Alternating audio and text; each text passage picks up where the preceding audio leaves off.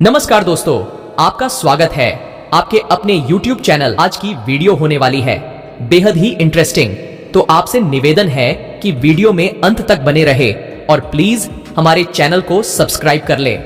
दोस्तों, अब बढ़ते हैं आगे वीडियो की ओर।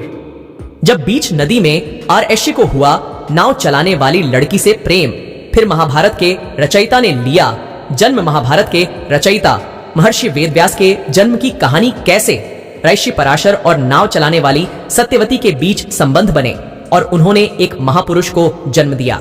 यहाँ जाने महाभारत की अनोखी कहानी। महाभारत काल के कई अनोखी घटनाएं हुई जिससे पूरा इतिहास बदल गया। महाभारत की कई कहानियां हम बचपन से सुनते आ रहे हैं। यहाँ आपको एक औशी और नाव चलाने वाली एक लड़की की प्रेम कहानी के बारे में बता रहे हैं जिन्हें यमुना के बीच में प्रेम हुआ। फिर दोनों ने एक ऐसे महान व्यक्ति को जन्म दिया जो आगे जाकर महाभारत के रचयिता बने। जानिए आशी, पराशर और सत्यवती की कहानी। आशी, पराशर महान ऋषि वशिष्ठ के पौत्र और शक्तिमुन और अद्यशंति के पुत्र थे। आशी पार्शर के पास दिव्य और अलौकिक शक्ति थी। उन्होंने वैदिक ज्योतिष की रचना की। उन्होंने कई खूंखार राक्षसों को मार गिराया।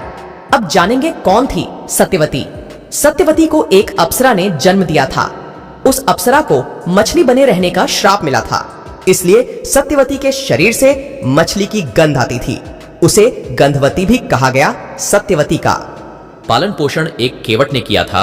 अब जानेंगे पराशर और सत्यवती की मुलाकात। पौराणिक मान्यताओं के अनुसार एक बार आर्षि पराशर यमुना पार करने के लिए सत्यवती की नाव में सवार हुए। नाव को सत्यवती चला रही थी। उसके रूप को देखकर अर्षि मोहित हो गए।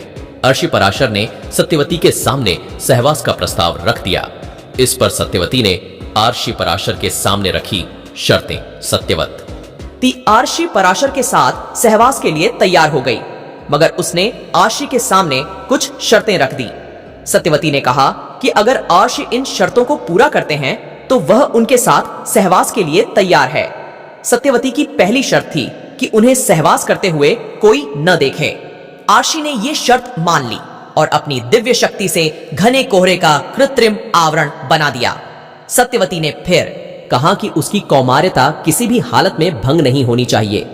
आर्षि ने आश्वासन दिया कि सहवास के बाद उसकी कौमार्यता वापस आ जाएगी। सत्यवती ने आर्षि पराशर के सामने एक और शर्त रखी। उसने कहा कि अगर आर्षि उन्हें मछली जैसी बदबू से मुक्त करेंगे तो ही वह उनके साथ सहवास करेगी। आर्षि ने तुरंत उसकी बदबू दूर कर दी और उसके शरीर से फूलों की खुशबू आने लगी। अब जानेंगे वेद व्यास का जन्म। इस तरह आर्षि पराशर और सत्यवती के बीच सहवास हुआ। सत्यवती ने फिर एक पुत्र को जन्म दिया। वही आगे जाकर महर्षि वेद व्यास के नाम से विख्यात हुआ। वेद व्यास ने ही महाभारत की रचना की। कहते हैं कि सत्यवती का वो पुत्र जन्म के तुरंत बाद ही बड़ा हो गया और फिर सुनसान द्वीप पर तपस्या करने चला गया। तपस्या के दौरान उसका रंग काला हो गया, इसलिए उसे कृष्ण द्वैपायन भी कहा जाने लगा। द्वैपायन उस द्वीप का नाम था। बाद में कृष्ण द्वैपायन ने वेदों का वर्णन किया, इसलिए वे वेदव्यास के नाम से विख्यात हुए। वेदव्यास ही महाभारत के रचयिता हैं। बाद में सत्यवती की शादी कुरु देश के राजा शांतनु से हुई। इस तरह वह हस्तिनापुर की रानी बनी। और आगे क्या हुआ जिससे महाभारत हुआ, आप जानते हैं।